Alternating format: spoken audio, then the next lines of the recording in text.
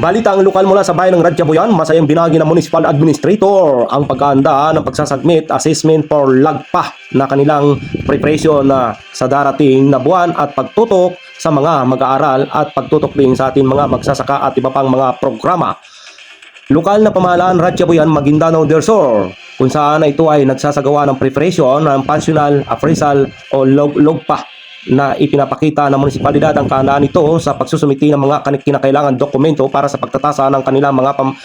pamahalaan. Ang LAGPA ay isa sa mahalagang mekanismo na pagsasagawa na ipatupad ng Ministry of Interior in Local Government o MLGO ng Bangsamoro Autonomous Region in Muslim Maguindanao BAM. Layunin ng mga programang subaybayan at suriin ang talaan ng kakayanan at operasyonal ng mga local government unit or LGO upang matiyak ang epektibong pag-aatid ng pangunahing serbisyong publiko at pagsunod sa prinsipyong mapabuti ang pamahalaan. Kasabay nito ay nagpaabot din ng ulas si Municipal Administrator by Ajar Joe Parisa Mastura, isa sa eksklusibo sa panayam namin na nitong kumakailan sa parating ng mga programa sa bayan ng Radyabuyan na maigting na pagtutok ng kanilang Municipality of Radyabuyan sa pamumuno ni Honorable Labi by Marua Ampatuan Mastura. Tiyakin ang suporta sa mga edukasyon o lakbay-aral upang masiguro ang kapakanan at kaayusan ng mga mag-aaral, kabataan at magbabagi ng tulong ng itong generator system sa mga mag-aaral upang maiwasan ang mga pagkaantala na mga klase dulot ng minsan walang kuryente o brownout. At tiniyak din ng administrator na tutulungan nila ang mahigit 5,000 mag-aaral na elementary at high school na bigyan school supply sa darating na buwan ng Ulyo. Ayon pa kay Municipal Administrator, tradisyon na nila sa pamumuno ng kaniyang ina ang lakbay-aral sa mga elementarya at mga high school upang personal na tutukan at gabayan at matulungan ang mga pangangailangan ng mga mag-aaral at guro.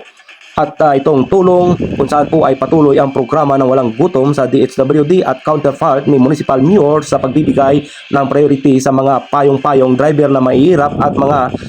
senior citizen, at kung saan ito ay mayroon counterpart na binibigay ang Municipal Mayor Honorable by Marua Mastura. Maliban sa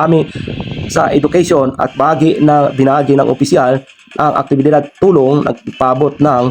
tulong ang pamahalaan nitong kanilang nakaraan na subsidy kung saan ay pinunan ng ating Municipal Mayor na tulong mula sa mga driver at buong bayan na kailangan matulungan para sa kanilang pag-anak buhay. At patuloy nila tinututukan ang mga magsasaka na yatid ang kanilang tulong at mga programa sa kapakanan at pag-uunlad ng lokal na mga magsasaka sa bayan ng Radyabuyan. Suporta rin ito ang kaniyang ina na laging nakatutok sa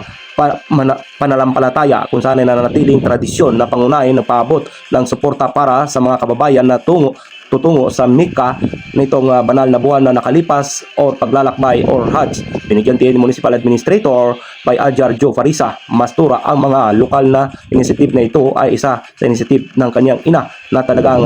patulungin sa kanyang mga kababayan mula sa bayan ng Radyabuyan at mapunan at kakulangan ng mga programa sa ilalim ng administrasyon ng Pangulong Bongbong Marcos Jr. Masiguro ang bawat mamamayan sa bayan ng Radyabuyan direktang maabutan ng tulong ng serbisyo at kanilang mga kailangan at sa suporta ng iba pang kanyang pinapatupad. Ito ang sa kanyang mandato. Shoutout pa rin sa ating barangay ng Tukan Nalipaw at mula sa bayan ng Radyabuyan at sa kanyang snapping escort ng ating Municipal Administrator at sa kanyang mga staff na mabait sa amin lagi. Radyabuyan, edukasyon, agrikultura, sa bawat sektor may pag-asa. Ito ang diwa ng Radyabuyan, sa pamumuno nila may saysay ang bawat Administrator by Ajar Joe Parisa Mastura. Tunay na pagbaba